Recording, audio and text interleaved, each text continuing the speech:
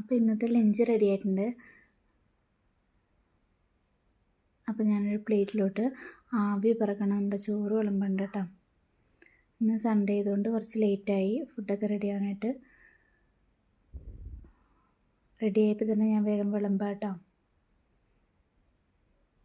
ഇനി ഇത് വറ്റമീൻ പൊരിച്ചതാണ്. പിന്നെ പൈനാപ്പിൾ മധുര പച്ചടി വെച്ചത്,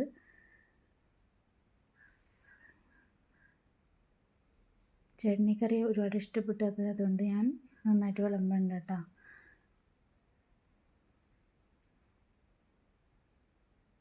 പിന്നെ പപ്പടം, പിന്നെ നമ്മുടെ വറ്റക്കറി മുളകിയാറ് വെച്ചതാണ്. അപ്പോൾ ഇതൊക്കെയാണ് നമ്മുടെ ഇന്നത്തെ വിഭവം കേട്ടോ.